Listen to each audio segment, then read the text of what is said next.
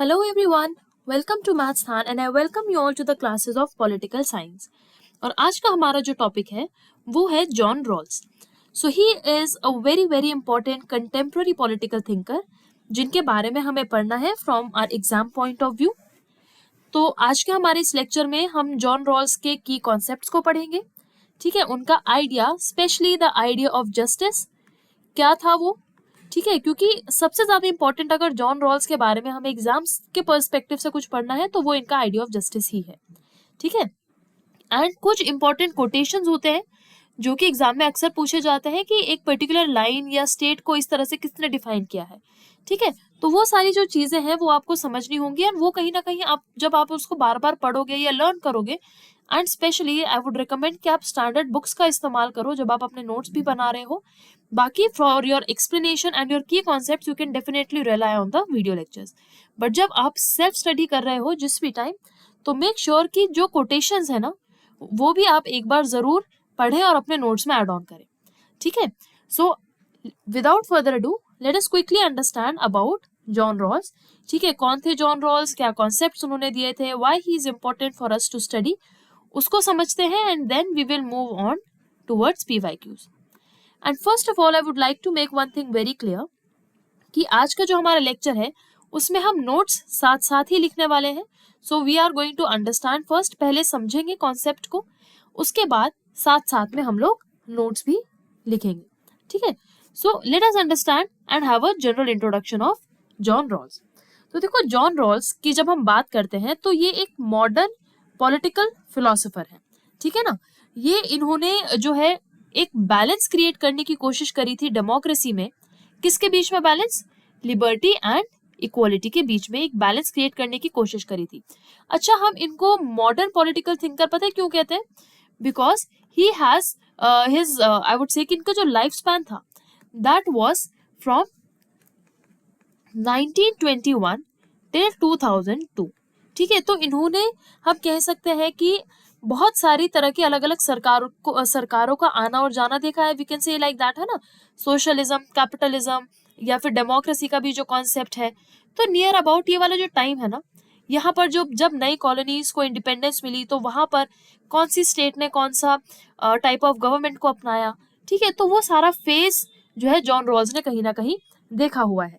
ठीक है ना, तो इसीलिए जब हम जॉन रॉल्स को पढ़ते हैं so we must know that John Rawls एक मॉडर्न थिंकर थे जिन्होंने डेमोक्रेसी में फ्रीडम और इक्वालिटी को बैलेंस करने की बात की थी. ठीक है, उनकी एक बहुत फेमस बुक है जिसका नाम है अ थ्योरी ऑफ जस्टिस. इसको हम लिखेंगे अभी, all the points we will write down. पहले आप समझ लो कि उन्होंने एक थ्योरी ऑफ जस्टिस एक किताब लिखी थी 1971 में, उसको पब्लिश किया था. और उनका जो मेन फोकस था वो आइडिया ऑफ जस्टिस था.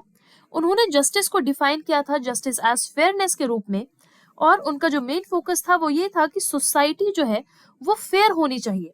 ठीक है, सोसाइटी का फेयर होना यानी कि किसी का फेवर ना करना, बायस ना होना किसी एक पर्टिकुलर इंस्टीट्यूट या पर्सन की तरफ. तो सोसाइटी फेयर होनी चाहिए और जस्टिस वही होगी जो फेयर होगा. So basically justice as fairness का कॉन्सेप्ट जॉन रॉल्स ने दिया था. अंडरस्टूड? तो अब इसके हम नोट्स जो है वो लिख लेते हैं कि पहली चीज तो यही है कि इनका जो टाइम फ्रेम है, जो लाइफ स्पैन है वो 1921 से 2002 तक का है. उसके बाद हम लिखेंगे that he was a leading modern political philosopher. ठीक है, इनको हम लीडिंग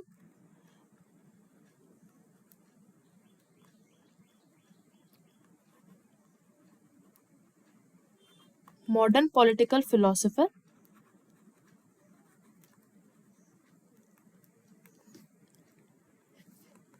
नेक्स्ट पॉइंट जो हमें लिखना है वो है इनका famous work. His famous work है अ थ्योरी ऑफ जस्टिस.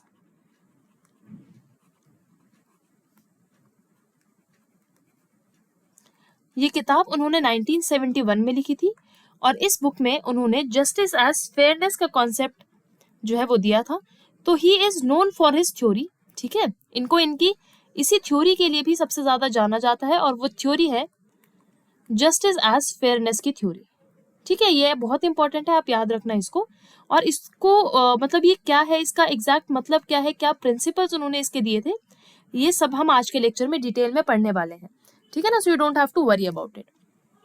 अच्छा, फिर एक पॉइंट ये कि ही ट्राइड टू बैलेंस, ये बहुत इंपॉर्टेंट है, ठीक है ना। आपको पता होना चाहिए कि कौन से ऐसे थिंकर है जिन्होंने लिबर्टी और इक्वालिटी के बीच में एक बैलेंस क्रिएट करने की कोशिश करी थी एक डेमोक्रेटिक सोसाइटी में। He tried to balance freedom, ठीक है ना, liberty and equality in a democratic society.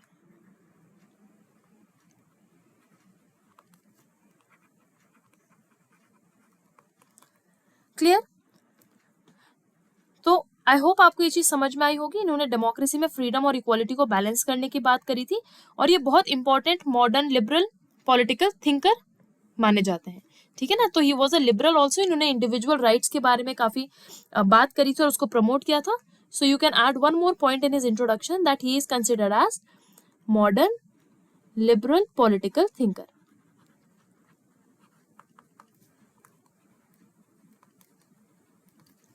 Understood? So I hope आपको ये जो कॉन्सेप्ट है, बेसिकली नॉट द कॉन्सेप्ट, अभी कॉन्सेप्ट हम पढ़ना स्टार्ट करेंगे, but basically general introduction about John Rawls, ठीक है।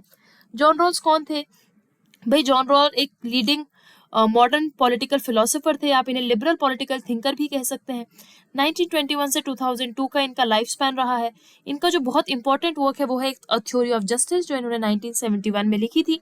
उसके बाद उन्होंने लिबर्टी और इक्वालिटी के बीच में एक बैलेंस क्रिएट करने की कोशिश करी थी, ठीक है। तो ये कुछ एक पॉइंट्स हैं जो आपको एक एज जनरली पता होने चाहिए अबाउट जॉन रॉल्स, ठीक है। अब हम आगे चलते हैं और बात करते हैं उनके दिए हुए कुछ की कॉन्सेप्ट्स की। सबसे पहला कॉन्सेप्ट जो हम समझेंगे वो होगा जस्टिस एज फेयरनेस का। तो जस्टिस एज फेयरनेस, जस्टिस हम सबको पता है मीनिंग न्याय, और फेयरनेस का मतलब जब इंसान फेयर होता है, यानी वो किसी एक पर्टिकुलर इंसान का फेवर नहीं कर रहा, या फिर वो किसी पर्टिकुलर पर्सन की तरफ बायस्ड नहीं है, ठीक है ना। तो जस्टिस का मतलब जॉन रॉल्स के लिए क्या था, समझना पहले, लिसन केयरफुली, ठीक है, जो मैं बोल रही हूँ, and then we will write down the notes of it. तो जस्टिस का मतलब है कि सबके साथ फेयर बिहेवियर होना, यानी जब आप किसी एक पर्टिकुलर व्यक्ति का या किसी एक पर्टिकुलर गवर्नमेंट इंस्टीट्यूशन का फेवर नहीं कर रहे, जब आप सबके साथ फेयर हो, जब आप सबके साथ बराबरी से पेश आ रहे हो, यानी बराबरी भी नहीं, that would be a wrong word basically, but fair होना, ठीक है। जैसे कि आप इसका एक एग्जांपल समझो कि इंडिया में सबको वोट देने का इक्वल राइट है, ठीक है। तो ये फेयरनेस का एक एग्जांपल है कि भाई जो वोटिंग राइट्स है वो सबके पास है ना। ऐसा नहीं, मतलब ऑब्वियसली जो 18 ईयर्स प्लस है, ठीक है, तो ऐसा नहीं है कि किसी को रोक देंगे या किसी के लिए अलग से हमने कुछ क्राइटेरिया सेट कर दिया है वोटिंग के लिए, ऐसा नहीं है ना। Everyone has equal voting rights. तो ये एक फेयरनेस का आप एग्जांपल इसको समझ सकते हैं। तो जस्टिस एज फेयरनेस का सिंपल सा मतलब है कि जस्टिस का मतलब होता है फेयर होना, फेयर बिहेवियर होना, किसी का फेवरिज्म नहीं करना, ठीक है, और जस्ट होकर के, यानी जस्टिस को डिलीवर करना किस तरह से, फेयर होकर के। तो जस्टिस एज फेयरनेस को अगर हमें 2 लाइन में डिस्क्राइब करना हो तो we will write that justice means fairness, fairness किसमें, in distribution, in distribution of rights and resources,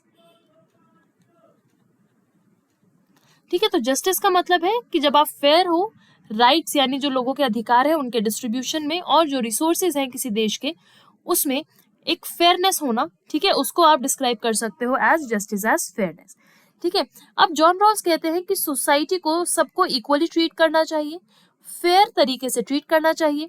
ऐसा नहीं करना चाहिए, जैसे हमने अभी वोटिंग का एग्जांपल हमने लिया है, तो ऐसा नहीं होना चाहिए कि आप ज्यादा पढ़े लिखो लोगों के लिए वोटिंग की जो वेटेज है उसको बढ़ा दो, है ना।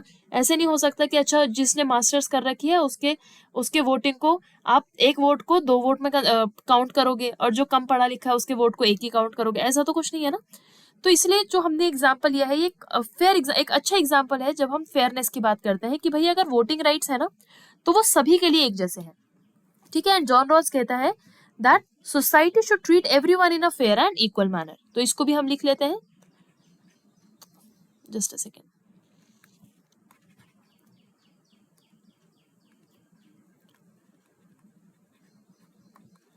Society should treat everyone in a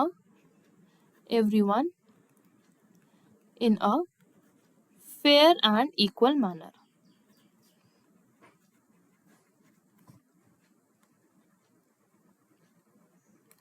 understood. इसका एक एग्जाम्पल अगर आपको लिखना हो तो आप लिख सकते हैं that equal voting rights is a good example of it. Equal voting rights for all citizens. ठीक है, मतलब रिगार्डलेस ऑफ क्लास और कास्ट या और रिलीजन सभी को वोटिंग राइट्स इक्वली मिले हैं. तो बस यही है जस्टिस का कॉन्सेप्ट इन 2 लाइंस अगर हमें डिस्क्राइब करना हो कि जॉन रॉल्स के लिए क्या है जस्टिस के मायने. उनके लिए जस्टिस है fair distribution of rights and resources. ठीक है, यानी सोसाइटी में सभी लोगों को बराबरी से और एक तरह से ट्रीट किया जाए, किसी भी व्यक्ति को स्पेशल प्रिविलेजेस ना दिए जाए. ठीक है, तो पहला कॉन्सेप्ट क्लियर हुआ. सिंपल टर्म्स में जस्टिस एज फेयरनेस, यानी जस्टिस का मतलब है सभी के साथ एक फेयर बिहेवियर होना. Am I clear? ये चीज आपको समझ में आई? उसके बाद जो नेक्स्ट की कॉन्सेप्ट हमें समझना है वो है ओरिजिनल पोजीशन का. अब क्या है ये ओरिजिनल पोजीशन और क्या है थ्योरी ऑफ जस्टिस, उसको समझते हैं. देखो अभी जो हमने पढ़ा है ना, ये जॉन रॉल्स का आइडिया था. ठीक है, हिज आइडिया कि भाई जस्टिस कैसी होनी चाहिए, जस्टिस फेयर होनी चाहिए, यानी सभी लोगों के साथ इक्वली ट्रीटमेंट होना चाहिए. ठीक है, फेयरनेस होनी चाहिए. ठीक है, please just ignore this background noises. ठीक है ना, this is very common.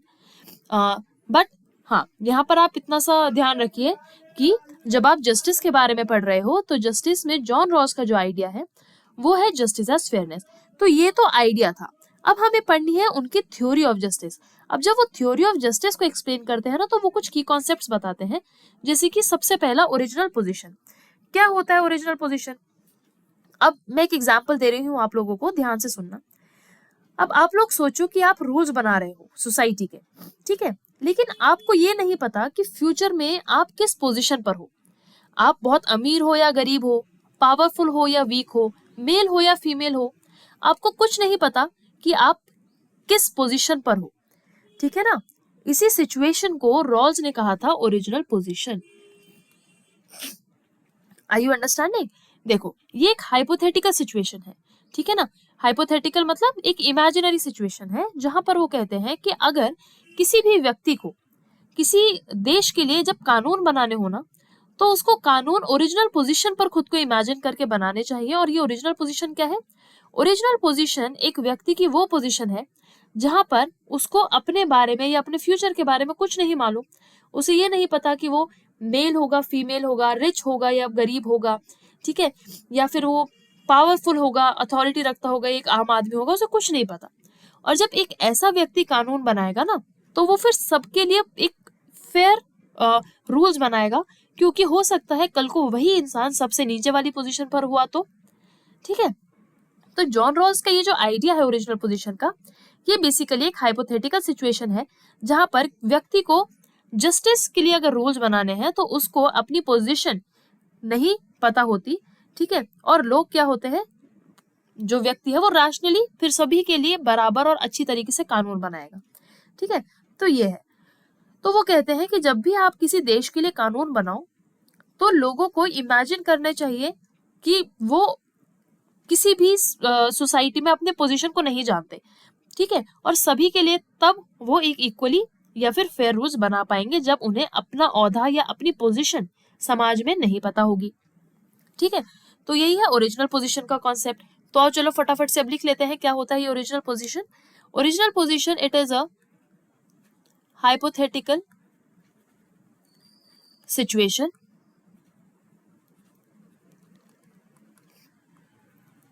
where individuals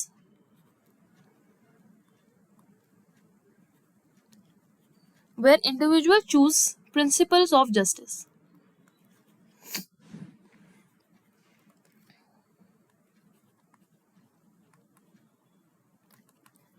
ठीक है, वो कहते हैं that people are rational, मतलब लोग तर्क असंगत होता है, व्हाट डू यू से रैशनल, आप समझ जाओ, है ना। जब लॉजिक्स, वो कहते हैं कि लोगों के पास रीजन होता है, लोगों के पास लॉजिक्स होता है, पीपल आर रैशनल, ठीक है, पीपल आर रैशनल। बट जब वो ओरिजिनल पोजीशन में होते हैं उस वक्त वो अपनी पोजीशन से, यानी वो समाज में किस पोजीशन पर है उससे वो अनअवेयर होते हैं, ठीक है, but they are unaware of their social position.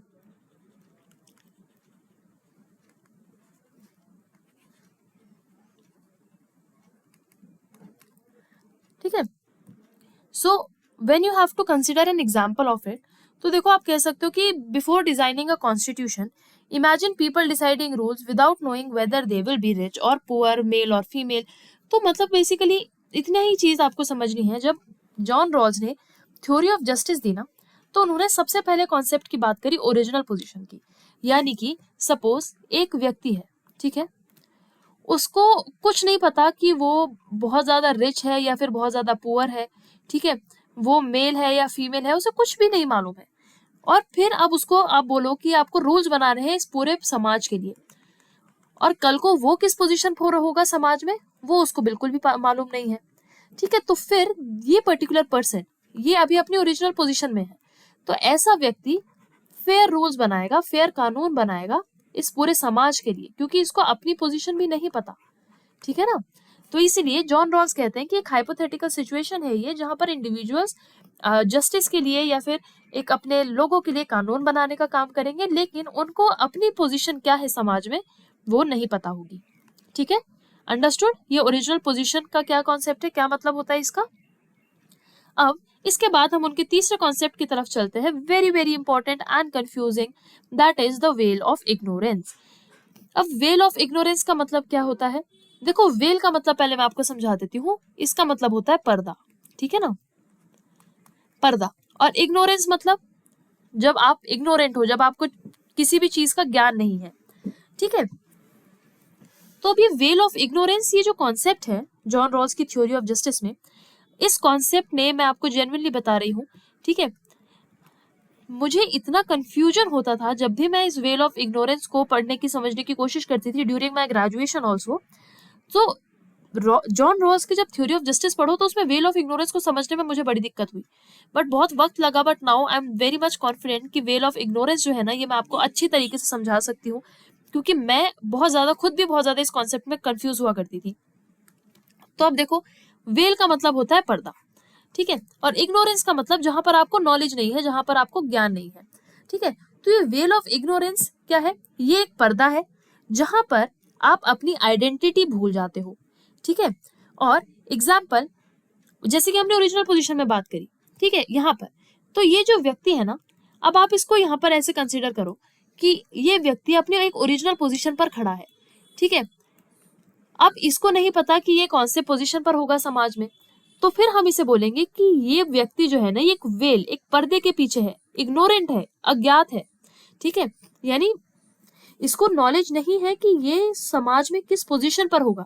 सो ये जो एक पर्दा है उसको जॉन रॉल्स कहते हैं वेल ऑफ इग्नोरेंस, यानी कि जो भी व्यक्ति पूरे समाज के लिए रूल्स बनाएगा उसको अपने बारे में नहीं पता होगा कि वो समाज में कौन सी पोजीशन होल्ड करने वाला है।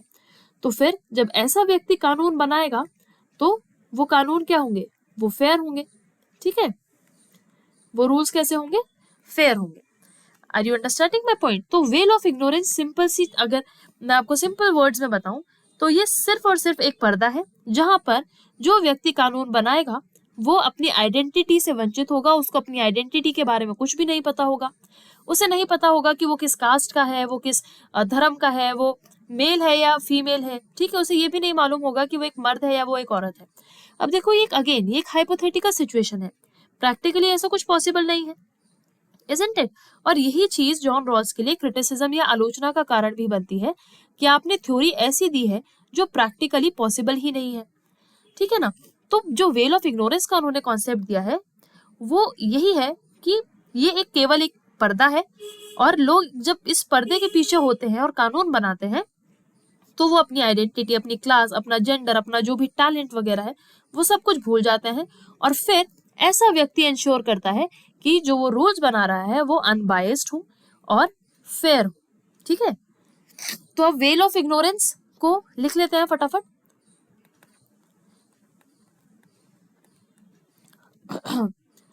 इट इज अ वेल,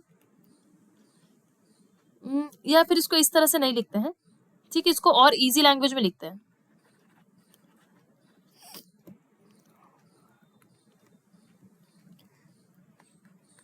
इसको इस तरह से लिखो that people do not know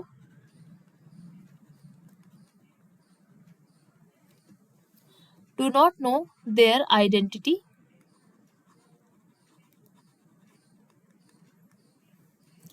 that is their class,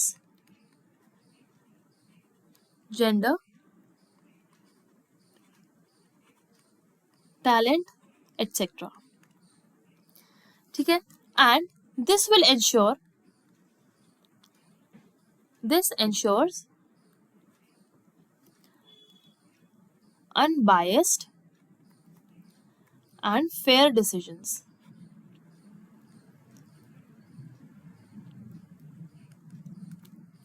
clear हुआ?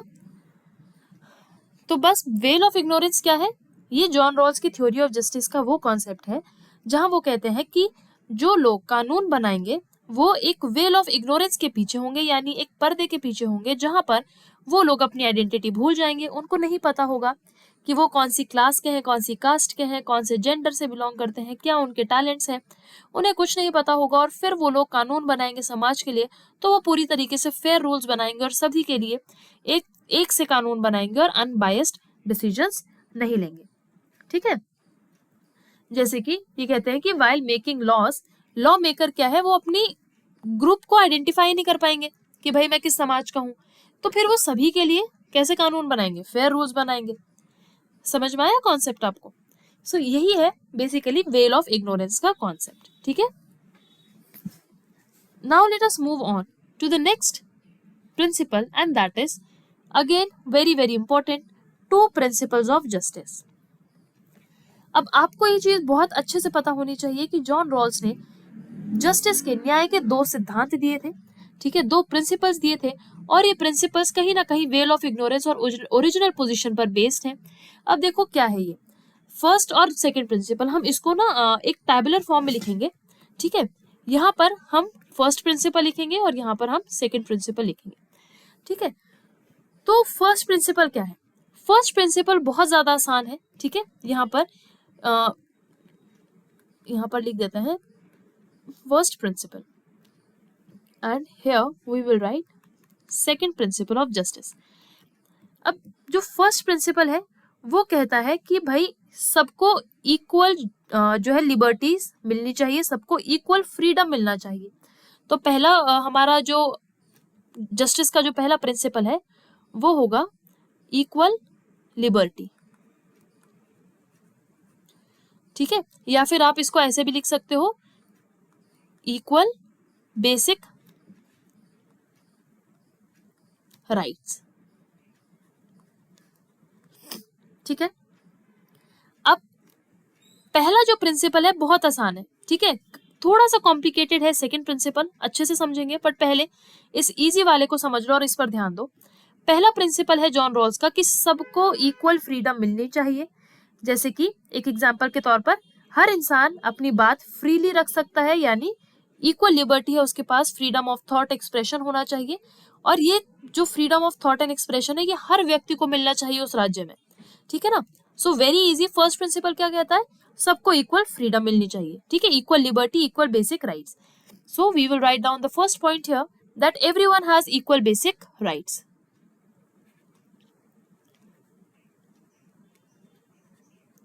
Everyone has equal basic rights and freedom. अब इसमें क्या क्या चीजें आ सकती हैं? ठीक है, तो इसमें this includes freedom of speech, जैसे कि अभी हमने बात करी है freedom of speech, religion etcetera.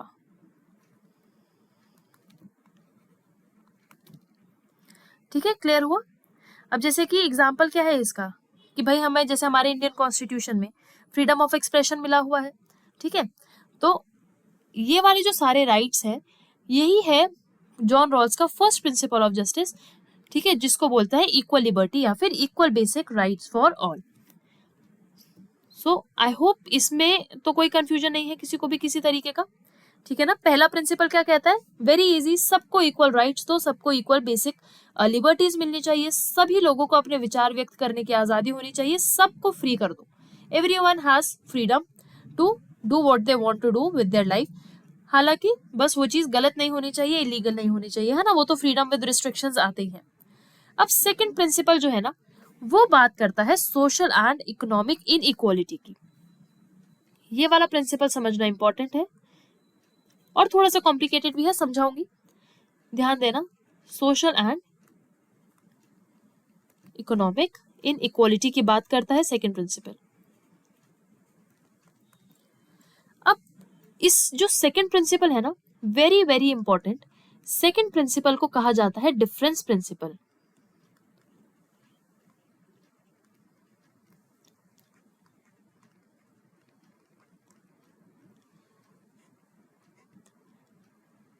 John Rawls का जो सेकंड प्रिंसिपल है ना, प्रिंसिपल ऑफ जस्टिस, उसको हम कहते हैं द डिफरेंस प्रिंसिपल। क्या है ये डिफरेंस प्रिंसिपल? देखो, जॉन रॉल्स कहते हैं कि इनइक्वालिटी समाज में अलाउड है, हम ये नहीं कह रहे कि आप सबको बराबर कर दो, ये पॉसिबल नहीं है। तो जॉन रॉल्स के अकॉर्डिंग इनइक्वालिटी एक समाज में एक्सेप्टेबल है, हम मानते हैं कि ठीक है इनइक्वालिटी हो सकती है, ठीक है, लेकिन इनइक्वालिटी समाज में सिर्फ तभी अलाउड है जब उससे फायदा किसका हो, वीकेस्ट सेक्शंस का फायदा हो। कैसे, देखो, वो कहते हैं इनइक्वालिटी अलाउड है लेकिन कंडीशन ये है कि गरीब लोगों को उस चीज का फायदा मिलना चाहिए। अब कैसे, देखो, इनइक्वालिटी का मतलब क्या कि सबको सब चीज बराबरी से ना बांटना। तो जॉन रॉस कहते हैं कि ठीक है, अब सरकार, कोई भी राज्य, कोई भी सरकार है, वो सबको सब चीज ना दे, लेकिन अगर आप इनइक्वालिटी कर रहे हो तो वो इनइक्वालिटी ऐसी होनी चाहिए जिससे फायदा गरीबों को मिलना चाहिए। एग्जाम्पल से समझो और अच्छी तरह से समझ में आएगा। जैसे कि हम बात करते हैं टैक्सेशन की, ठीक है, तो अब अगर सरकार हर किसी व्यक्ति पर बराबरी से टैक्स लगा दे तो क्या फिर वो फेयर होगा? क्योंकि जॉन रॉल्स किस चीज की बात करते हैं, जस्टिस एज फेयरनेस की बात करते हैं ना। तो अगर सरकार, मान लो हमने जब टैक्स का एग्जांपल लिया तो इसको समझते हैं कि अगर सरकार ने टैक्स लगाया और हमारे देश में जितने भी लोग काम कर रहे हैं सब पर बराबर टैक्स लगा दिया, तो फिर क्या ये फेयर होगा? बिल्कुल भी फेयर नहीं होगा, है ना। तो यहाँ पर सरकार क्या करेगी, इनइक्वालिटी करेगी। इनइक्वालिटी कैसे होगी कि भाई रिच लोगों को, जो लोग अमीर हैं, जो बड़े बड़े कॉर्पोरेट्स को रन कर रहे हैं, उनको ज्यादा टैक्स लगाओ, और जो गरीब हैं, जो गरीब लोग हैं, उनके लिए आप स्कीम्स बनाओ, ठीक है। यानी कि जब टैक्सेशन की बात आती है तो ये एक एग्जाम्पल है सिर्फ, ठीक है ना, ये जस्टिस का जो ये डिफरेंस प्रिंसिपल है उसको एक एक्सप्लेन करने का एग्जाम्पल है कि भाई ठीक है आप इनइक्वालिटी करो, लेकिन उस इनइक्वालिटी से गरीब लोगों का फायदा होना चाहिए, डिसएडवांटेज सेक्शंस का फायदा होना चाहिए, तभी इनइक्वालिटी एक समाज में अलाउड होगी, ठीक है। अब जैसे कि जो ऑलरेडी बहुत अमीर लोग हैं, आप उनसे ज्यादा टैक्स लो और उनसे टैक्स लेकर के गरीब लोगों की स्कीम्स वगैरह बनाओ, ठीक है। या फिर इस कॉन्सेप्ट को आप इंडिया में रिजर्वेशन पॉलिसी के थ्रू भी समझ सकते हो। अब जब रिजर्वेशन पॉलिसी है तो इससे इनइक्वालिटी तो होती है भाई, जाहिर सी बात है, अलग अलग कट ऑफ जा रही है ना। एग्जाम सब एक ही दे रहे हैं, लेकिन कोई बच्चा कम नंबर में पास हो जा रहा है, कोई बच्चा ज्यादा नंबर, उससे ज्यादा नंबर लाकर भी पास नहीं हो रहा है, तो ये इनइक्वालिटी तो है। लेकिन सरकार का इससे क्या मकसद है? सरकार का एक सिंपल सा एम है कि भाई हिस्टोरिकली डिसएडवांटेज जो सेक्शंस है, जो हिस्टोरिकली अन्याय सहते आए हैं, उनको फायदा मिलना चाहिए, ठीक है। तो यही है एक फेयरनेस का कॉन्सेप्ट या फिर डिफरेंस प्रिंसिपल का एक आइडिया, ठीक है ना। तो इसको हम फटाफट से लिख लेते हैं कि डिफरेंस प्रिंसिपल या फिर ये जो सोशल एंड इकोनॉमिक इनइक्वालिटी की बात करी है जॉन रॉल्स ने, वो ये कहते हैं दैट इनइक्वालिटी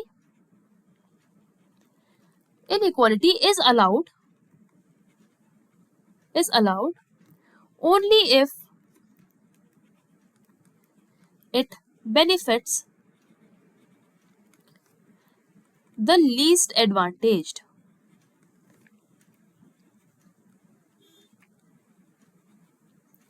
ठीक है, जब सोसाइटी के लीस्ट एडवांटेज लोगों को फायदा मिले तो ही जो आपका इनइक्वालिटी है वो एक्सेप्टेबल होगी।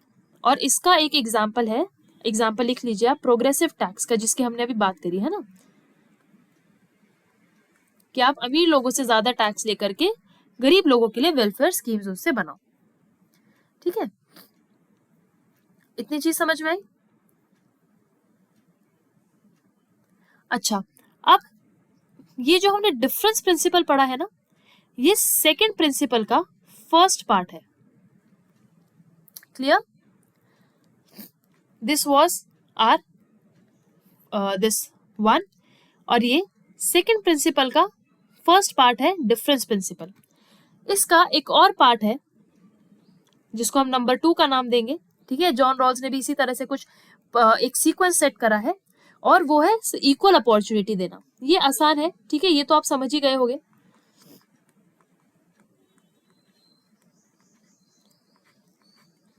इक्वल अपॉर्चुनिटी यानी सबको इक्वल चांस मिलना चाहिए। जैसे हमने रिजर्वेशन की बात करी थी, है ना, तो रिजर्वेशन सिस्टम या स्कॉलरशिप जो है वो क्या करता है, वो बैकवर्ड क्लासेस को, या हम कह सकते हैं डिसएडवांटेज सेक्शंस को अपलिफ्ट करने का काम करता है। ठीक है, तो सबको हमने, इनइक्वालिटी तो देखो जाहिर सी बात है हुई, लेकिन सभी को इक्वल अपॉर्चुनिटी दी गई, सबको एग्जाम में बैठने का मौका दिया गया, किसी के साथ भी बायसनेस नहीं हुई। ठीक है ना, तो पहला प्रिंसिपल है डिफरेंस प्रिंसिपल, और दूसरा प्रिंसिपल है कि सबको बराबर चांस मिलना चाहिए। ठीक है, तो ये तीन चीजें आपको समझ में आई। जो हमने ये तीन चीजें पढ़ी है कि पहला सिद्धांत क्या कहता है कि सबको इक्वल बेसिक राइट्स मिले, everyone has equal basic rights, this includes freedom of speech, religion etcetera.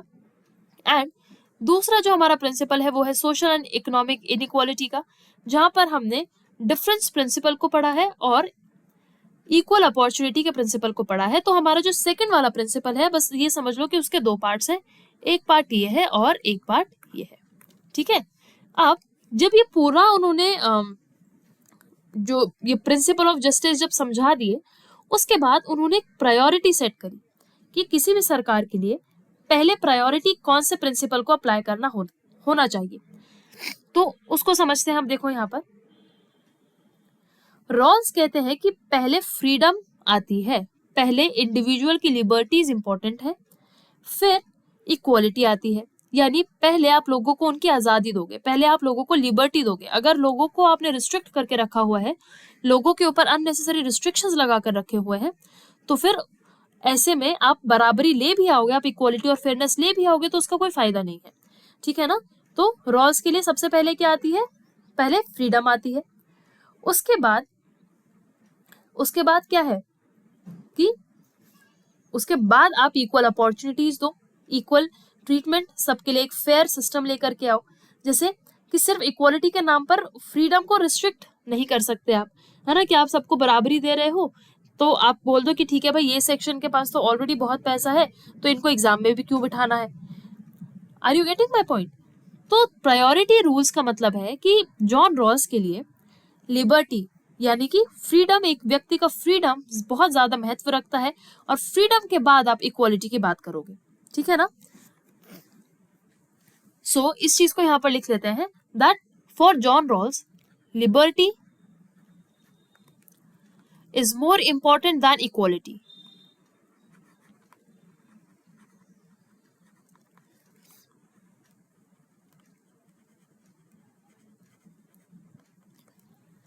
ठीक है, और फर्स्ट प्रिंसिपल को उन्होंने प्रायोरिटी दी है। ठीक है ना,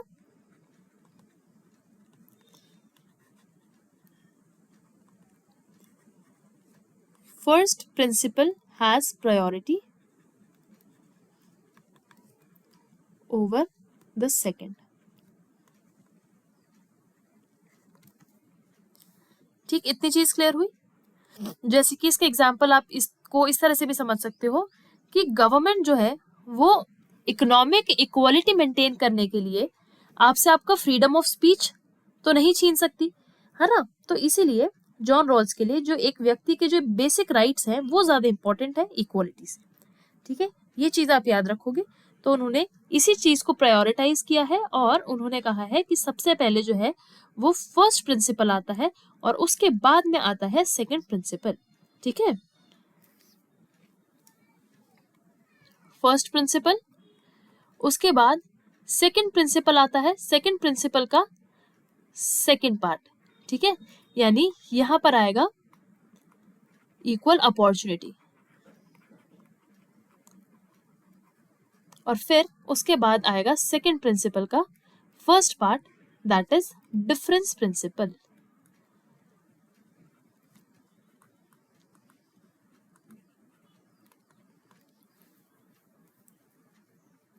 अंडरस्टूड? तो ये है प्रायोरिटी रूल, याद रखेंगे इसको, ठीक है ना। जॉन रॉल्स के लिए हमेशा सबसे पहले आता है फर्स्ट प्रिंसिपल, उसके बाद सेकंड प्रिंसिपल पे सबको इक्वल चांस देना, और अगर इनइक्वालिटी जरूरी लगे तो उसको तब लेकर के आना जब उससे सबसे कमजोर सेक्शंस, जो वीकेस्ट सेक्शन है सोसाइटी के, उनको फायदा मिले। क्लियर हुई इतनी चीज? प्रायोरिटी रूल समझ में आ गए। जॉन रॉल्स के लिए क्या इंपॉर्टेंट था? जॉन रॉल्स के लिए एक व्यक्ति की जो आजादी है, एक व्यक्ति का फ्रीडम है, वो बहुत ज्यादा इंपॉर्टेंट है। क्लियर? अब नेक्स्ट जो हमने कॉन्सेप्ट पढ़ना है वो है वेलफेयर स्टेट वर्सेस रॉल्शियन स्टेट का। अब क्या होता है ये वेलफेयर स्टेट वर्सेस रॉल्शियन स्टेट? क्या है ये रॉल्स की स्टेट? ठीक है, अब देखो, रॉल्स कहते हैं कि सिर्फ हेल्प करना इनफ नहीं है, आप लोगों की हेल्प कर रहे हो सिर्फ इतना इनफ नहीं है, आप सिस्टम ऐसा बनाओ जो फेयर हो। मतलब कि वेलफेयर स्टेट का क्या मतलब है? सबसे पहले एक बात समझो, वेलफेयर स्टेट का मतलब है एक ऐसा राज्य जो ऐसी स्कीम्स लेकर के आता है जिससे गरीबों का भला हो सके, जिससे लोगों का भला हो सके, जैसे कि सरकारी अस्पताल बनाना, सरकारी स्कूल्स बनवाना। ठीक है, ये हो गया एक वेलफेयर स्टेट के काम, कि भाई लोगों के पास जो चीजें नहीं है आप उनको उनकी अपॉर्चुनिटीज दो, या जो लोगों के पास फैसिलिटीज नहीं है वो आप फैसिलिटीज प्रोवाइड करवाओ। ये है एक वेलफेयर स्टेट का कॉन्सेप्ट। वेलफेयर स्टेट कहता है कि एक राज्य का फर्ज है, sorry for the disturbance, but वो कहते हैं कि एक राज्य का फर्ज है कि अपने लोगों को बेसिक नेसेसिटीज देना, और जब राज्य अपने लोगों के वेलफेयर के लिए काम कर रही है, जब अपने लोगों की आप कह सकते हो एक अच्छी जिंदगी के लिए काम कर रही है, उसको बोलते हैं वेलफेयर स्टेट। रॉल्स कहते हैं कि सिर्फ लोगों की मदद करना या लोगों को फैसिलिटीज देना काफी नहीं है, आप ऐसा सिस्टम बनाओ जो फेयर होगा, जहां पर किसी का फेवरिज्म नहीं होगा, जो स्टेट किसी एक पर्टिकुलर व्यक्ति या इंस्टीट्यूट की तरफ बायस्ड नहीं होगी। ठीक है, जैसे एग्जांपल कि सबको क्वालिटी एजुकेशन दो, सिर्फ फ्री राशन देना या फ्री एजुकेशन देना काफी नहीं है, आप क्वालिटी भी तो देखो। आप are you understanding my point? देखो यहाँ पर एक एग्जांपल लेते हैं। वेलफेयर स्टेट क्या करेगी कि भाई एक गवर्नमेंट स्कूल बना दिया सपोज, ठीक है, और एक है प्राइवेट स्कूल,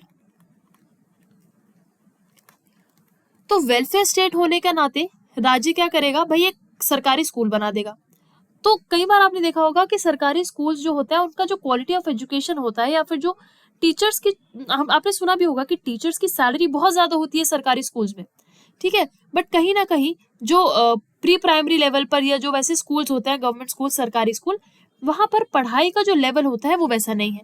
दूसरी तरफ आप प्राइवेट स्कूलों को देखो, अब मिल तो एजुकेशन रही है, यहाँ भी एजुकेशन मिल रही है, यहाँ भी एजुकेशन मिल रही है, लेकिन फर्क क्वालिटी का है ना।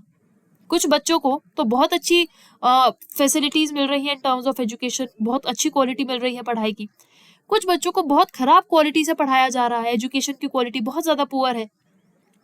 तो रॉस कहते हैं कि वेलफेयर स्टेट का तो काम है सिर्फ अपनी जिम्मेदारी पूरी कर दो, ठीक है, लेकिन रॉस कहते हैं कि सिर्फ हेल्प करना काफी नहीं है, क्वालिटी भी मैटर करती है, एजुकेशन फेयर होनी चाहिए, यानी हर किसी को, हर बच्चे को जो एजुकेशन है वो एक सी मिले, बराबरी से एजुकेशन मिले हर बच्चे को। ये कहते हैं जॉन रॉल्स। ठीक है, आपको समझ में आया इस एग्जाम्पल से कि वेलफेयर स्टेट और रॉल्स क्या कहते हैं?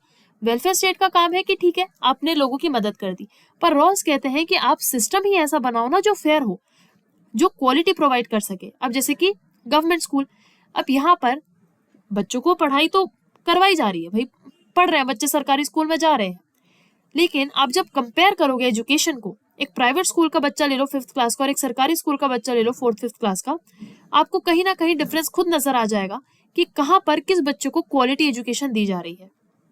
ठीक है ना, तो रॉल्स कहते हैं कि भाई सिर्फ मदद करना काफी नहीं है, क्वालिटी भी मैटर करती है, फेयर एजुकेशन दो, फेयरनेस रखो, हर बच्चे के साथ आप फेयर एजुकेशन दो, वो है रॉल्शियन स्टेट। क्लियर हुई चीज? तो अब हम इसके पॉइंट्स लिखते हैं कि क्या है Rawlsian state. So we will write that Rawls supports fair distribution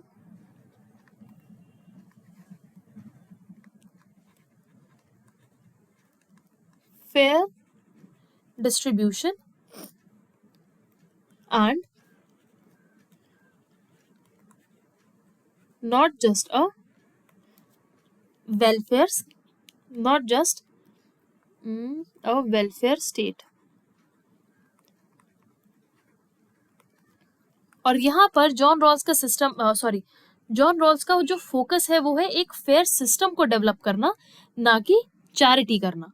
ठीक है, ये भी हम एक बहुत अच्छा पॉइंट लिख सकते हैं कि जॉन रॉल्स के लिए सिस्टम ही आप ऐसा क्रिएट करो जो सबके लिए फेयर हो, सबको बराबर चीज दे, सबको बराबर डिस्ट्रीब्यूशन करे रिसोर्सेज का, ना कि दान में आप किसी को या भीख में आप किसी को शिक्षा दे रहे हो या भीख में आप किसी का इलाज करवा रहे हो। ये नहीं होना चाहिए। अगर आप लोगों को कोई चीज दे रहे हो तो फिर उसकी क्वालिटी भी बराबर होनी चाहिए। ठीक है, सो फोकस क्या है? Focus is on building a just system, not charity। Clear हुआ वेलफेयर स्टेट वर्सेस रॉल्शियन स्टेट का क्या कॉन्सेप्ट है?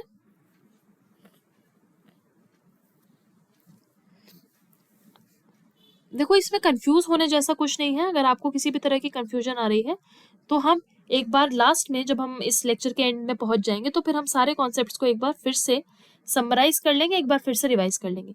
बट मेक श्योर कि जब आप ये लेक्चर देख करके जाओ तो आपको जॉन रॉल्स और जॉन रॉल्स के आइडियाज के बारे में पता होना चाहिए, स्पेशली उनके की कॉन्सेप्ट, जैसे कि वेल ऑफ इग्नोरेंस क्या है, ओरिजिनल पोजिशन क्या कहती है, and very important his 2 principles of justice. ठीक है, क्या है 2 प्रिंसिपल्स, क्या होता है डिफरेंस प्रिंसिपल। ठीक है, एंड देन प्रायोरिटी किस तरह से उन्होंने सेट करी थी, रॉल्स के लिए लिबर्टी पहले आती है या इक्वालिटी, वो आपको अच्छे से मालूम होना चाहिए। ठीक है, और फिर रॉल्शियन स्टेट क्या होता है, जहां पर सिर्फ वेलफेयर स्टेट का काम ना हो, जहां पर आप सिर्फ चैरिटी में लोगों की मदद नहीं कर रहे हो, बल्कि आप उनको एक अच्छी और फेयर सर्विसेज प्रोवाइड कर रहे हो, फेयर क्वालिटी आप दे रहे हो। जैसे कि आप इसको एक एजुकेशन के एग्जाम्पल से बहुत अच्छे से समझा सकते हो कि जब आप एजुकेशन दे रहे हो तो वेलफेयर स्टेट क्या करेगी, सिंपली स्कूल्स बना देगी, स्कूल्स प्रोवाइड कर देगी, लेकिन वहां पर क्वालिटी भी तो अच्छी होनी चाहिए। रॉल्स कहते हैं कि हर बच्चे को बराबर शिक्षा मिले, किसी के साथ भी क्वालिटी में कॉम्प्रोमाइज ना किया जाए, हर बच्चे को इक्वली और अच्छी शिक्षा देना। ठीक है, वो है रॉल्स का कॉन्सेप्ट कि सिस्टम ही ऐसा क्रिएट करो आप जो फेयर हो, जो जस्ट हो सबके लिए।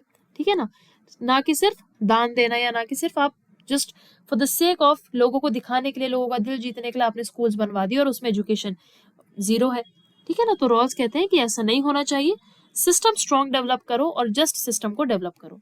ठीक है, अब हमने जब जॉन रॉल्स के बारे में पढ़ लिया है, तो अब हम उनकी कुछ क्रिटिसिज्म भी पढ़ लेते हैं, कुछ आलोचना भी पढ़ लेते हैं। ठीक है, अब देखो, एक थिंकर थे रॉबर्ट नॉजिक। रॉबर्ट नॉजिक ने काफी ज्यादा क्रिटिसाइज किया है जॉन रॉल्स के इस आइडिया को। ठीक है, किस बेसिस पर, क्या वजह है क्रिटिसाइज करने की? रीजन नंबर 1, टू आइडियलिस्टिक, बहुत ज्यादा ही परफेक्शन जो कि इम्प्रैक्टिकल या फिर अनरियल हो। ठीक है, अब जॉन रॉल्स जो है, उन्होंने जो अपने कॉन्सेप्ट्स हैं वो ऐसे दिए हैं जो प्रैक्टिकली पॉसिबल नहीं है। जैसे हमने पहले भी डिस्कस किया है कि वेल ऑफ इग्नोरेंस जैसी कोई चीज आप लाओगे कहाँ से रियल लाइफ में? आप कैसे किसी व्यक्ति को ये चीज समझने पर मजबूर करोगे कि भाई आप अपना धर्म, जाति, अपना जेंडर सब भूल करके आप कानून बनाइए? ऐसा तो नहीं होगा ना। ओरिजिनल पोजीशन जैसा कॉन्सेप्ट आप प्रैक्टिकल लाइफ में कैसे इंप्लीमेंट करोगे? चलो, आपने थ्योरी देने को थ्योरी दे दी, पर क्या वो प्रैक्टिकली पॉसिबल है? क्या वो प्रैक्टिकली इम्प्लीमेंट हो सकती है? नहीं हो सकती, राइट। इसीलिए जब वो थ्योरी इम्प्लीमेंट ही नहीं हो सकती तो फिर उसके बनाने का फायदा क्या हुआ? ऐसा क्रिटिसिज्म जो है रॉबर्ट नॉजिक ने किया है। Just a second.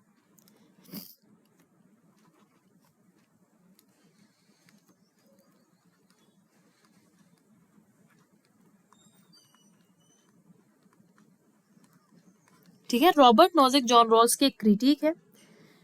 फिर उसके बाद जॉन रॉल्स कहते हैं कि सॉरी नॉट जॉन रॉल्स, जो जॉन रॉल्स के क्रिटिक्स हैं, जो उनकी आलोचना करते हैं, वो ये कहते हैं कि इन्होंने इंडिविजुअल पर इतना ज्यादा ध्यान दिया है कि कम्युनिटीज को कहीं ना कहीं इग्नोर करा है। और कुछ आप कह सकते हो कम्युनिटेरियंस हैं, कुछ कम्युनिटेरियन थिंकर्स हैं। कम्युनिटेरियनिज्म का मतलब वो ये कहते हैं कि जो हमारा समाज है ना, वो हमेशा से कम्युनिटीज में रहता आया है और कम्युनिटीज में ही वो आपस में खुद को डेवलप करता है। ठीक है, तो कम्युनिटेरियनिज्म ने भी जो है, स्पेशली एक कम्युनिटेरियन है जिनका नाम है माइकल सैंडल, उन्होंने काफी ज्यादा क्रिटिसाइज किया है ये कहकर कि इंडिविजुअल पर इतना ज्यादा फोकस है कि आप एक कम्युनिटी को, एक पूरे के पूरे ग्रुप को, एक समाज को इग्नोर कर रहे हो। ठीक है ना, तो ये भी इनकी एक क्रिटिसिज्म बनी, that he ignored community.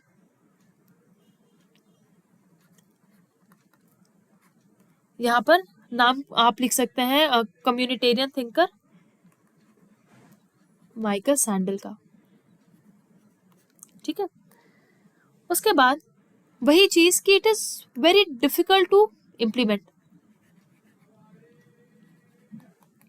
Difficult to implement. किस तरह से आप इम्प्लीमेंट करोगे प्रैक्टिकल लाइफ में, है ना, इम्प्रैक्टिकल सा है, काफी अनरियल भी कॉन्सेप्ट है।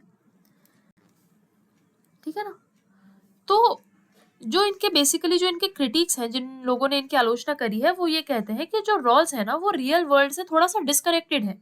आप कैसे एक्चुअल सोसाइटी में इतनी फेयरनेस ला पाओगे, आप किस तरह से एक वेल ऑफ इग्नोरेंस को क्रिएट कर पाओगे। तो लोगों का मानना ये था कि जॉन रॉल्स जो है वो शायद रियलिटी से डिस्कनेक्टेड होकर के इन्होंने अपनी जो है वो थ्योरी लिखी है।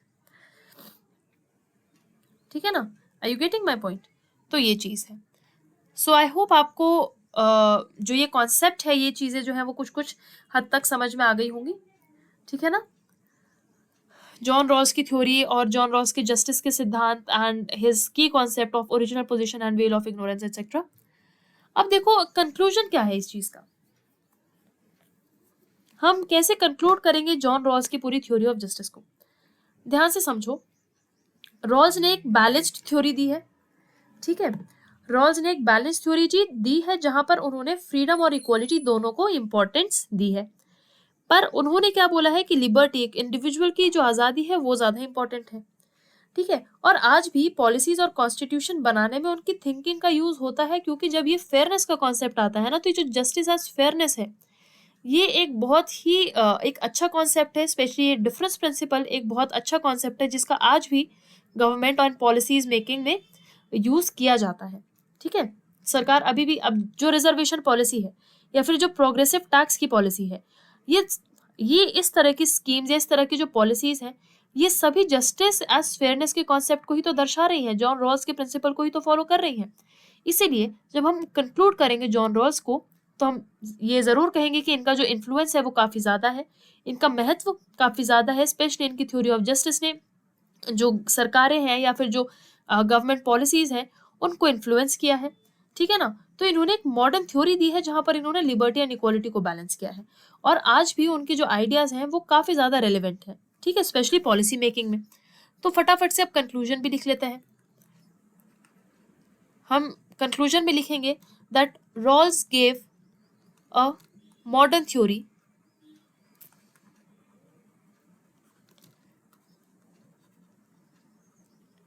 balancing liberty and equality.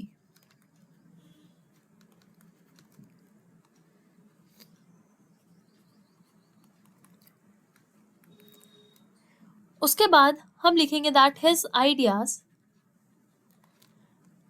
are highly relevant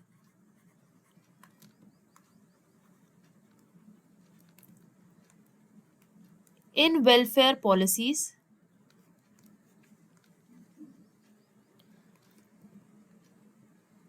and constitutional design.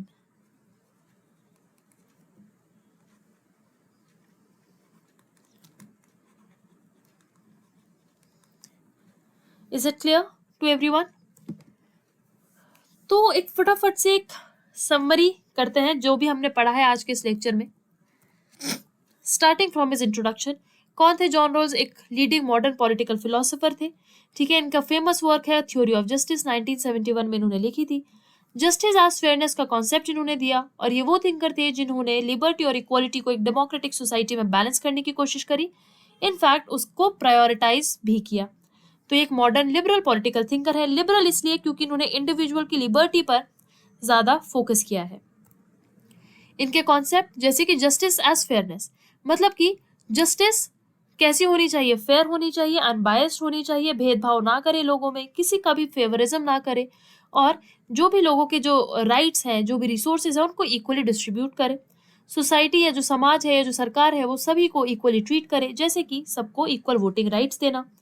उसके बाद हमने पढ़ा उनके कुछ की कॉन्सेप्ट। थ्योरी का जो सबसे पहला की कॉन्सेप्ट है वो है ओरिजिनल पोजीशन। अब ये एक हाइपोथेटिकल सिचुएशन है जहां पर इंडिविजुअल जो है वो जस्टिस के सिद्धांत को चूज करता है, लेकिन लोग रैशनल है, बट वो अपनी आइडेंटिटी से, अपने सोशल पोजीशन से अनअवेयर है, उन्हें नहीं पता है कि वो किस पोजीशन पर है।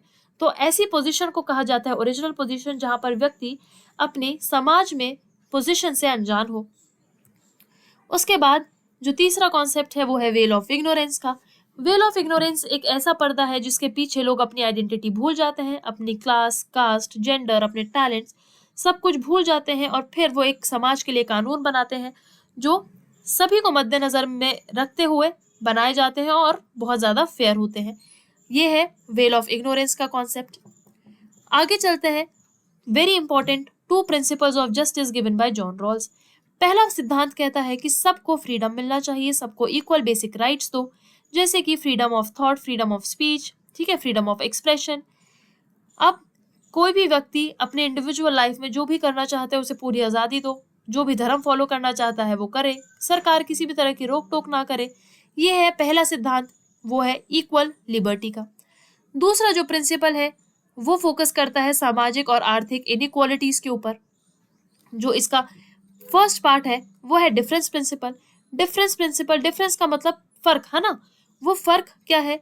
अब जॉन रॉल्स कहते हैं कि एक समाज में फर्क हो सकता है, लेकिन वो फर्क सिर्फ तभी अलाउड होगा जब उस डिफरेंस से, उस इनइक्वालिटी से, उस असामान्यता से लीस्ट एडवांटेज सेक्शंस का फायदा हो। ठीक है, जैसे कि प्रोग्रेसिव टैक्स, यानी कि भाई आप इनइक्वालिटी ला सकते हो समाज में, आप ऐसे कानून बना सकते हो जिससे इनइक्वालिटी हो, लेकिन उस इनइक्वालिटी से फायदा डिसएडवांटेज ग्रुप्स को मिलना चाहिए। ठीक है, जैसे कि आपका हो गया रिजर्वेशन हो गया, या फिर प्रोग्रेसिव टैक्स जहां पर अमीरों से ज्यादा टैक्स लिया जाता है और गरीबों से कंपैरेटिवली बहुत कम टैक्स लिया जाता है वो। उसके बाद जो इसका सेकंड पार्ट है वो है इक्वल अपॉर्चुनिटीज, यानी सबको बराबर चांस दो, सबको एग्जाम्स में बैठने का मौका दो। ठीक है, सभी को इक्वल एक्सेस दो हॉस्पिटल्स का, एटसेट्रा एटसेट्रा। ठीक है, तो इक्वल चांस मिलना इज योर इक्वल अपॉर्चुनिटी का concept in the principal of justice. उसके बाद इन्होंने इन जो प्रिंसिपल्स उन्होंने दिए उसको प्रायोरिटाइज किया। जॉन रॉल्स के लिए इंडिविजुअल की लिबर्टी बहुत ज्यादा मैटर करती है, इसलिए उसको सबसे हाईएस्ट प्रायोरिटी पर रखा। उसके बाद सबको इक्वल चांस मिले, एंड देन डिफरेंस प्रिंसिपल कि अगर समाज में डिफरेंस हो, इनइक्वालिटी हो, तो उससे फायदा लीस्ट एडवांटेज लोगों को मिलना चाहिए। ये हो गए प्रायोरिटी रूल्स। उसके बाद welfare state and Rawlsian state. Rawls कहते हैं कि सिस्टम ही ऐसा डेवलप कर लो जो फेयर हो। ऐसा नहीं कि आप किसी को भीख में या दान में आपने किसी के लिए अच्छाई कर दी, वो नहीं करना। एक राज्य को, एक स्टेट को क्या करना है, फेयर करना है और सबको equal quality of services provide करनी है। आलोचना, रॉबर्ट नॉजिक इनके बहुत बड़े क्रिटिक हैं और वो कहते हैं कि ये बहुत ज़्यादा आदर्शवादी ख्यालात हैं, ये तो पॉसिबल नहीं है प्रैक्टिकली। जो है इनको रियल लाइफ में आप कैसे इम्प्लीमेंट करोगे, ये तो काफ़ी आइडियलिस्टिक है ना। तो यही इनकी सबसे बड़ी क्रिटिसिज्म भी बनी है। देन कंक्लूजन में हमने समझा कि जॉन रॉल्स क्या है, इन्होंने एक थ्योरी दी है जो लिबर्टी और इक्वालिटी को बैलेंस आउट करती है। जस्टिस एज फेयरनेस का कॉन्सेप्ट दिया है जो आज भी रेलिवेंट है पॉलिसी मेकिंग में। अंडरस्टूड? Clear to everyone? अब चलते हैं प्रीवियस ईयर क्वेश्चंस की तरफ। सबसे पहला question, the difference principle means. क्या है difference principal? Is it equal distribution of wealth, कि सबको भाई इक्वल बराबरी से आप वेल्थ डिस्ट्रीब्यूट कर दो, या फिर इट इज क्या ये inequality should benefit the least advantage, no inequality allowed, या फिर इक्वालिटी ऑफ आउटकम, यानी सबका जो परिणाम है वो सबका बराबर हो, क्या ये है डिफरेंस प्रिंसिपल? या फिर यह है कि किसी भी तरह की असामान्यता अलाउड ही नहीं है, या फिर इनइक्वालिटी जो है वो लीस्ट एडवांटेज सेक्शंस को फायदा करे, या फिर वो है equal distribution of wealth. What is the answer according to you? क्योंकि ये हमने टॉपिक अभी पढ़ा है तो आई एम अज्यूमिंग कि आपको पता लग गया होगा कि डिफरेंस प्रिंसिपल क्या है, कि एक समाज में इनइक्वालिटी तब अलाउड होगी जब उससे लीस्ट एडवांटेज्ड सेक्शंस को फायदा मिलेगा। क्लियर? Next question, Rawls theory of justice is mainly a critique of. अब ये चीज को हम समझ लेते हैं, क्योंकि जो क्वेश्चन आया है एग्जाम में ये कहीं ना कहीं आपको कंफ्यूज कर सकता है। अगर आपने ये सारे मार्क्सिज्म, यूटिलिटेरियनिज्म, आइडियलिज्म, लिबरलिज्म ये वाले कॉन्सेप्ट नहीं पढ़े हैं और आपको नहीं आइडिया कि ये यूटिलिटेरियनिज्म क्या है, जेरेमी बेंथम ने जो कॉन्सेप्ट दिया था, हमने पढ़ा था जब हमने बेंथम को पढ़ा था, तो अगर आपको ये नहीं पता तो फिर आप ये क्वेश्चन को आंसर नहीं कर पाओगे। अब जो रॉल्स की थ्योरी है उसने किसको क्रिटिसाइज किया है? क्या मार्क्सवाद के आइडिया को क्रिटिसाइज किया है? We are not sure. क्या यूटिलिटेरियनिज्म को क्रिटिसाइज किया है या फिर आइडियलिज्म को क्रिटिसाइज किया है? देखो, आइडियलिज्म तो ऑप्शन हो नहीं सकता, क्योंकि रॉल्स की थ्योरी तो खुद इसलिए क्रिटिसाइज हुई है कि बहुत ज्यादा आइडियल है, बहुत ज्यादा आदर्शवादी है, बहुत ज्यादा रियलिटी में जो है वो इम्प्रैक्टिकल है, तो ये तो नहीं हो सकता है। क्या लिबरलिज्म है? अब वो लिबरलिज्म को क्यों क्रिटिक करेंगे जबकि वो लिबरल जो लिबर्टी है वो खुद एक लिबरल थिंकर है ना, जैसे कि हमने पढ़ा, तो वो लिबरलिज्म के आलोचना क्यों करेंगे? तो ये भी ऑप्शन नहीं होगा। तो अब हम आ गए हैं 50-50 चांसेस पर, या तो ये या तो ये। अब मार्क्सिज्म इकोनॉमिक इनइक्वालिटी की बात करता है और इकोनॉमिक इनइक्वालिटी का प्रिंसिपल जॉन रॉल्स ने भी दिया है, जो उनका सेकंड प्रिंसिपल है। लेकिन हम बात कर रहे हैं क्रिटिक, आलोचना किसकी हुई है? तो जब हम कह रहे हैं कि मार्क्स का इकोनॉमिक इनइक्वालिटी का जो कॉन्सेप्ट है वो जॉन रॉल्स ने भी कहीं ना कहीं अपने सेकंड प्रिंसिपल ऑफ जस्टिस में दिया है, तो ये इसके क्रिटिक तो नहीं हो सकते, है ना? तो ये भी थोड़ा सोचने पर आप समझ जाओगे कि मार्क्सिज्म को भी इन्होंने क्रिटिक नहीं किया है। इन्होंने क्रिटिक किया है यूटिलिटेरियनिज्म को, उपयोगितावाद को। यूटिलिटेरियनिज्म का कॉन्सेप्ट क्या है? Greatest happiness of the greatest number, कि भाई अगर किसी पर्टिकुलर पॉलिसी से एक देश की 80% पॉपुलेशन का फायदा हो रहा है तो फिर वो पॉलिसी सही है, भले ही 20% लोग उस पॉलिसी से नाखुश हैं या फिर नुकसान झेल रहे हैं। तो ये जेरेमी बेंथम का कॉन्सेप्ट था उपयोगितावाद, जहां वो एक कहते हैं कि भाई अगर कोई पॉलिसी मैक्सिमम लोगों के लिए अच्छी है तो फिर वो पॉलिसी सही है। बट जॉन रॉल्स की जस्टिस की थ्योरी इसको क्रिटिसाइज करते हैं, ये कहते हैं कि इन 20% लोगों का क्या, what about them? Understanding the point, क्योंकि इन्होंने लिबर्टी को बहुत ज्यादा सपोर्ट करा है। वो कहते हैं कि इंडिविजुअल की लिबर्टी सबसे ज्यादा मैटर करती है, तो अगर एक व्यक्ति भी कोई बात बोल रहा है ना तो उसकी भी बात उसको बोलने का पूरा पूरा हक है। अंडरस्टूड? सो इसीलिए इसका जो राइट आंसर होगा वो होगा option number B, utilitarianism. Next question, which concept ensures impartial decision making in Rawls theory? कौन सा कॉन्सेप्ट ऐसा है जो एक इम्पार्शियल यानी एक फेयर डिसीजन मेकिंग की तरफ इशारा करता है जॉन रॉल्स की थ्योरी में? क्या है वो मैक्सिमम प्रिंसिपल है, क्या वो वेल ऑफ इग्नोरेंस है, क्या वो इक्वालिटी प्रिंसिपल है या लिबर्टी प्रिंसिपल है? देखो, जब हमने जॉन रॉल्स की थ्योरी पढ़ी है तो हमने मैक्सिमम थ्योरी प्रिंसिपल जैसा कुछ नहीं पढ़ा, ठीक है? तो दिस इज एलिमिनेटेड। उसके बाद वेल ऑफ इग्नोरेंस, यस हमने पढ़ा है। वेल ऑफ इग्नोरेंस वो पर्दा है जहां पर जिसके पीछे रह करके लोग एक फेयर और इक्वली सबके लिए इक्वल फेयर रूल्स बनाएंगे। सो विच कॉन्सेप्ट, क्वेश्चन दोबारा पढ़ो जब समझ में ना आए, ठीक है? Which concept ensures fair decision making in Rawls theory? कौन सा ऐसा कॉन्सेप्ट है? Equality principle, liberty principle? ये तो ऑप्शन नहीं सही। क्यों नहीं सही? क्योंकि ऑल्दो वो लिबर्टी की बात करते हैं, ऑल्दो उन्होंने इक्वल बेसिक राइट्स की हमें प्रिंसिपल दिया है, लेकिन वो क्वेश्चन में ये पूछ रहे हैं कि कौन सा ऐसा कॉन्सेप्ट है जो इम्पार्शियल यानी अनबायस्ड डिसीजन मेकिंग को फैसिलिटेट करेगा? कौन सा ऐसा कॉन्सेप्ट है जो ये इंश्योर करेगा कि जो रूल्स बनाए जाए वो बिल्कुल फेयर हो? और वो है वेल ऑफ इग्नोरेंस। क्लियर? समझ में आया वेल ऑफ इग्नोरेंस कैसे है इसका आंसर? आई एम अज्यूमिंग कि जब आपने वेल ऑफ इग्नोरेंस के कॉन्सेप्ट को पढ़ा तो आपने ये चीज समझी होगी कि वेल ऑफ इग्नोरेंस का काम है कि उस पर्दे के पीछे रह करके लोग फेयर कानून बनाए, क्योंकि उन्हें अपनी समाज में पोजीशन के बारे में कुछ नहीं पता है। ठीक है, वो अपनी आइडेंटिटी भूल चुके हैं, और जब उनको अपनी आइडेंटिटी नहीं पता तो फिर वो कल को किसी भी पोजीशन पर हो सकते हैं समाज में, इसीलिए वो सभी के लिए फेयर रूल्स बनाएंगे। इसलिए इसका आंसर है option number B, veil of ignorance. The next question is Rawls theory contributes to social justice. अब एजर्शन क्या है कि रॉल्स की थ्योरी सोशल जस्टिस के लिए, सोशल जस्टिस की तरफ कॉन्ट्रीब्यूट करती है। ठीक है, क्या रीजन है, क्या वजह है? He justifies inequality only if it benefits the least advantage. अब एजर्शन यानी कि एक मान्यता जो है वो ये कि रॉल्स की जो थ्योरी है वो सोशल जस्टिस यानी सामाजिक न्याय को सपोर्ट करती है। क्यों करती है, क्या रीजन है उसका? क्योंकि रॉल्स असमानता को जस्टिफाई करते हैं सिर्फ तब जब वो लीस्ट एडवांटेज्ड सेक्शंस को फायदा करे। तो इस क्वेश्चन में असर्शन और रीजन दोनों ही बिल्कुल सही है। So our right answer will be both R true and R explains A. ठीक है, ये जो रीजन है ये हमारे ए को अच्छे से एक्सप्लेन कर रहा है, इसीलिए this will be the right answer. Next question, who described society as a cooperative venture for mutual advantage. अब देखो इस टाइप के क्वेश्चन आते हैं एग्जाम में। This is also a previous year question asked in the exam, और इसीलिए आई से कि जब भी आप पढ़ रहे हो और आपके पास अगर स्टैंडर्ड बुक है तो कोशिश करा करिए कि आप जो कथन कहे गए हैं उनको एक बार अच्छे से पढ़े, क्योंकि इस टाइप के क्वेश्चन आए हैं। देखो यहाँ पर भी आप देख सकते हो, और ये PYQ ही है। ठीक है ना। सो अब अभी हमने जॉन रॉस के बारे में पढ़ा है तो हम कह सकते हैं कि हाँ, पर आपको ये चीज पता होनी चाहिए।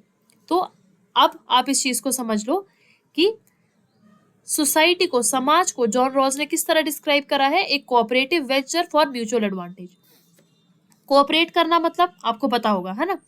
वेंचर मतलब एक आप कह सकते हैं एक सहयोगी, जैसे आप कह सकते हैं ना कि कोऑपरेटिव वेंचर, एक cooperative, I am not getting that word for venture actually, कि जहां पर एक सोसाइटी, जहां पर सभी लोग एक दूसरे का साथ दे करके म्यूचुअली एक दूसरे को एडवांटेज प्रोवाइड कर सके। ठीक है, तो सोसाइटी को, समाज को उन्होंने एक कोऑपरेटिव वेंचर, वेंचर आप एक कंपनी भी कह सकते हो, या फिर आप, I am not just getting that word for venture, but I hope you understood this by this time, कि कोऑपरेटिव वेंचर होना जहां पर सभी का आपस में आपसी एडवांटेज हो। तो सोसाइटी को इस तरह से डिस्क्राइब करने वाले जो थिंकर है वो है रॉल्स। ठीक है, बट स्टिल, और ये जो स्टेटमेंट बेस्ड क्वेश्चन है ना, ये बहुत ज्यादा नहीं आते हैं, बट हाँ कहीं ना कहीं एक या दो क्वेश्चन आपको दिख जाएंगे जहां पर वो पूछ लेंगे आपसे कि ये स्टेटमेंट किसने कही है। ठीक है ना, तो जब अगर आप स्टैंडर्ड बुक्स से आप गो थ्रू करोगे तो मेक श्योर आप ये कुछ कुछ इंपॉर्टेंट जो कथन है उनको भी एक बार देख लें। So this was it guys, this was it about John Rawls. ठीक है, और यहाँ पर we have completed our unit of contemporary political thinkers. I hope आपको जॉन रॉल्स का थ्योरी ऑफ जस्टिस समझ में आया होगा, specially the difference principle and the principles of the concepts of actually veil of ignorance and original position. ठीक है, so the lecture is over from my side everyone. Thank you so much, all the best.